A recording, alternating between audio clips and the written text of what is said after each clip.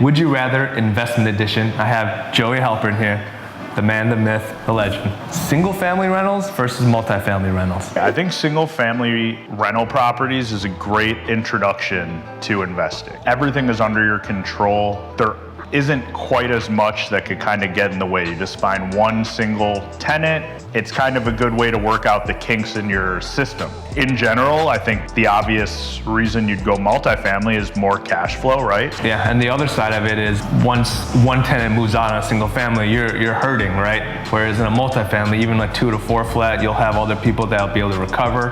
And obviously the other downside is that generally these multifamilies are going to be a little more pricier. One other argument I'd make for the single family is if you could kind of manage it, maintain it, maybe make a little money over time. Right.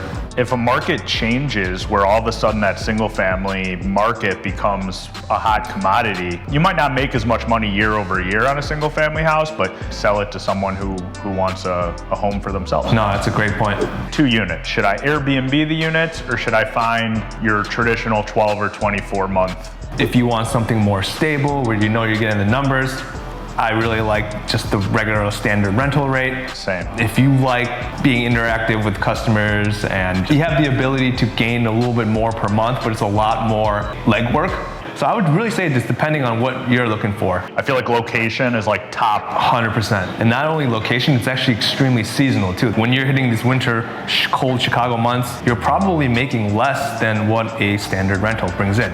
Good point. We talk to a lot of people and they're looking at possibly buying a multifamily. Right. What I find is they'll want to use Airbnb numbers. We could get a notice tomorrow that Airbnb is illegal. If you have a prime location, prime unit, and you want to try it out, I think it's a great way to make extra money, but I would still underwrite the deal as if that might go away someday. And I would agree with you there. Sticking with multifamily, 2 flats or 3 flats? 2 flats to me is like you own a house, you water the grass every day. Water the grass, make sure the grass stays alive.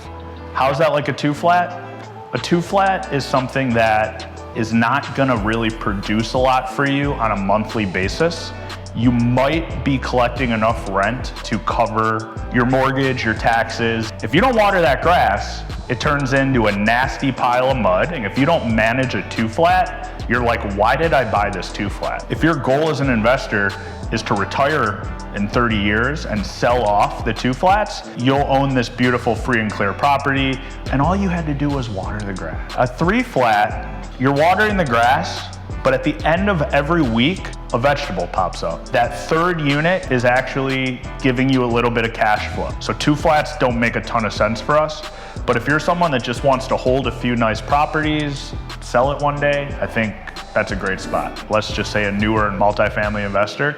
What do you think about house hacking versus more traditional turnkey investment where you're not actually living in your property? A lot of it depends on what your goals are. You know, if you don't like managing and renting out units, I'm sure you can get great returns on a turnkey investment somewhere, whether it be in Illinois, any other state. But if you want to really take advantage of your first time loan, I really like the idea of house hacking with multifamily. Yeah, I think a lot of people focus on house hacking on what your monthly payment is, like how you're gonna pay less than rent. Right, if you want to do like a turnkey rental, for example, you might end up putting down 20 to 25% of the cost, where for sure, as a multifamily, like I said, low down payments, 3 to 5 to 10% you're able to choose. So you're probably not getting the prettiest unit at the end of the day, but you're purchasing as an investment, you're thinking more long term. Which neighborhood in Chicago would you invest in right now? It's really tough. So let's break this down. We kind of have our value sustaining premier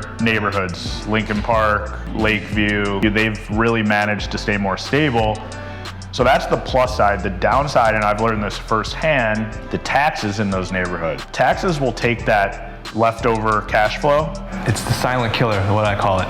That's a really good way to put it. We have a few right now in Ukrainian Village are really great. Right. The taxes are really manageable.